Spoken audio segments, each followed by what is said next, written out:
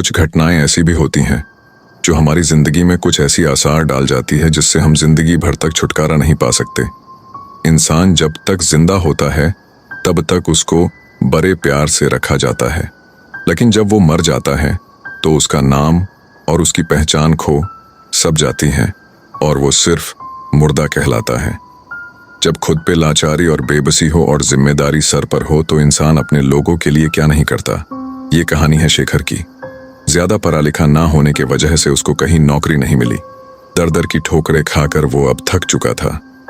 उसको जिल्लत सहने की अब आदत हो चुकी थी, लेकिन मजबूरी ने उसके हाथ बांध दिए थे। एक दिन वो काम की तलाश में निकला।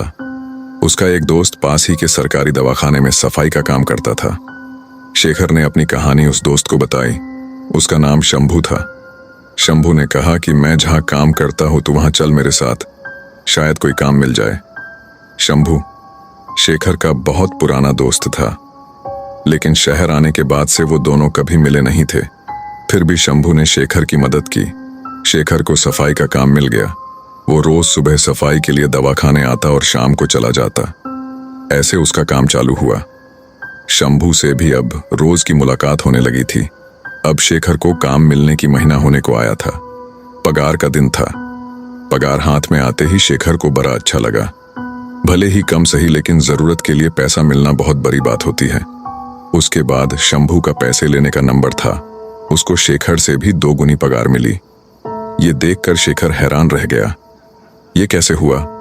दोनों साथ में काम करते हैं, दोनों कॉन्ट्रैक्ट वर्कर थे, फिर भी उसकी पगार इतनी ज्यादा कैसे? घर वापस जाते वक्त शेखर सोच रहा था, लेकिन उसने शंभू से पूछा नहीं। शाम को शंभू के यहाँ खाना था, सभी दोस्तों का। सोचा कि वहीं जाकर पूछता हूँ। शाम होते हुए शंभू ने खाने का सामान, मुर्गी और दारू साथ में रख लिया।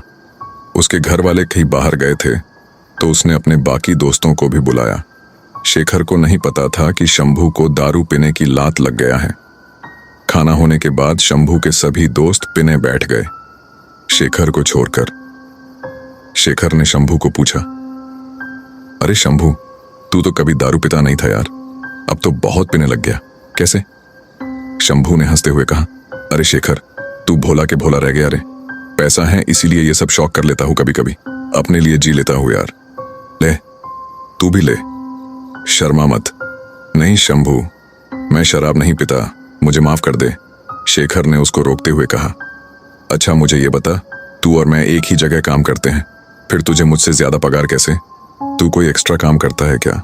सच बता। शंभू ने शेखर को एक कोने में ले जाकर बताया, शहर में पैसे कमाने के हजारों तरीके हैं मेरे भाई, बस तू तैयार हो तो सैकड़ों रास्ते खुल जाते हैं। मैं समझा नहीं। शेखर ने फिर से उसको पूछा। मैं रात को उसी दवाखाने के मुर्दा घर में नाइट शिफ्ट करता हूँ, शंभू ने कहा। मुर्दा घर का नाम सुन के शेखर डर गया। उसको सहमा देख शंभू बोला, इसी वजह से मैं तुझसे ज्यादा पैसे कमा रहा हूँ। सभी लोग डरते हैं वहां जाने को, इसलिए कोई नहीं मिलता काम करने को। मैं करता हूँ तो मुझे पैसा भी बढ़िया मिलता है। मैं दारू लेके जाता हूँ और पी के सो जाता हूँ मुर्दों के साथ, मुर्दा घर में। शंभू ऐसे बोल के हंसने लगा। पार्टी खत्म होने के बाद सभी लोग घर चले गए और शंभू रात की मुर्दा घर वाली ड्यूटी पे चला गया। शेखर अपने घर जाकर रात भर मुर्दा घर के बारे में सोचने लगा। अगर वो भी ये काम कर सके तो उसके कितने सारे अधूरे अरमान पूरे हो जाएंगे। पैसा आएगा, सबको, घर वालों को वो खुश कर सकेगा। शेखर रात भर उसी सोच में पड़ा रहा। सुबह अपने काम खत्म करके दवाखाने अपनी ड्यूटी पे चला गया। शंभू भी उसको रास्ते में मिल गया। दिन भर काम करके शाम को जाते वक्त शेखर ने मुर्दा घर वाली एक्स्ट्रा ड्यूटी के बारे में पूछा। शंभू, तुझसे तो मेरी हालत छुपी नहीं है, पैसे की जरूरत मुझे भी है, क्या मैं भी मुर्दा घर?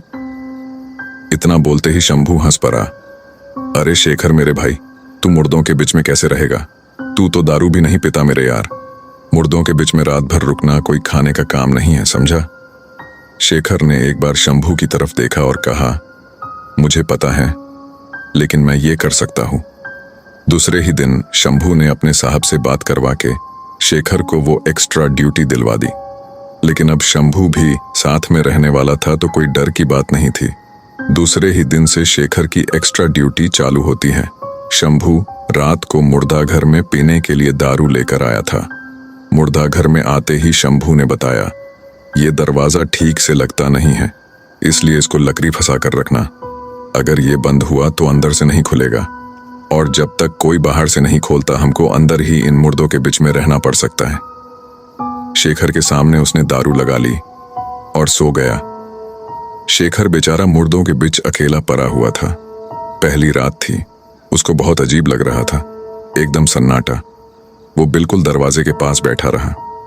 मुर्दा घर में लाइट तो थी, लेकिन इतने मुरादों में थोड़ी सी भी हलचल हो जाए तो आवाज हलक से बाहर ना आए और जान चली जाए। पहली रात कट गई और शेखर को थोड़ी हिम्मत आ गई। अब दोनों रोज मुर्दा घर में ड्यूटी करने लगे। कुछ रोज बीत जाने के बाद यहाँ काम करना शेखर को बहुत आम लगने लगा। दिन गुजरते गए, पैसा आने लगा तो शेखर के बहुत से काम होने लगे। उसके घर वाले भी बहुत खुश थे, सब कुछ सही चल रहा था।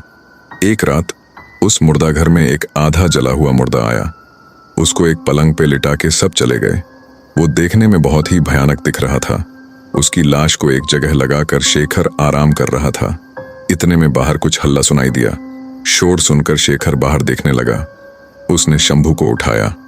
शंभू दारू पीकर सोया हुआ था। रात के करीब 1 बज चुका था। उसकी दारू अब उतरने लग गई थी। वो उठकर बैठ गया, लेकिन वो बाहर नहीं आया। कोई उसको दारू पीते हुए पकड़ लेगा तो नौकरी जाने का खतरा था। शेखर दरवाजे को लकड़ी से फंसाकर चला गया। बाहर दवाखाने के ग्राउंड में भीड़ थी। इधर शंभू उठकर बैठ गया। उसको बिल्कुल खबर नहीं थी कि कोई नया मुर्दा आया है। तभी एकदम से जोर की हवा सामने की खिड़की से आई और दरवाजे की लकड़ी सरक गई और दरवाजा बंद हो गया। अब शंभू की दारू पूरी तरह से उतर गई। वो डरने लगा। एकदम से एक पलंग से कुछ हिला ऐसे महसूस हुआ। शंभू पूरा पसीने से तरर हो गया था। वो उठकर देखने लगा। मुर्दा घर बहुत बड़ा था। उसने चारों तरफ देखा, लेकिन कुछ भी दिखाई नहीं दी। अब कुछ ज्यादा ही हलचल होने लगी और वो जला हुआ मुर्दा पलंग पर बैठ गया। वो भयानक आवाज सुनकर इंसान की रूह तक कांप जाए। उसके शरीर से खून निकल रहा था। फर्श पर खून गिरने लगा। बहुत जलने की वजह से चमड़ी लटक रही थी। उसकी एक आंख भी फूट चुकी थी। वो इतना जल चुका था कि कई जगह हड्डी तक दिख रही थी। ऐसा डरावना रूप देखकर शंभू के होश ही उड़ गए। वो सब कुछ दिल दहला देने वाला था। शंभू चिल्लाने लगा, जोर जोर से दरवाजा ठोकने लगा, लेकिन उसकी आवाज सुनने वाला कोई नहीं था। वो मुर्दा उठा और चलकर शंभू के पास आने लगा। वो पास आते ही उसको सीने में बहुत तेज दर्द होने लगा। सांस फूलने लगी और डर के सदमे के कारण उसकी जगह पर ही मौत हो गई। इधर शेखर इस बात से बेखबर था। वहां एक आदमी आया था। सब उसको सुन रहे थे।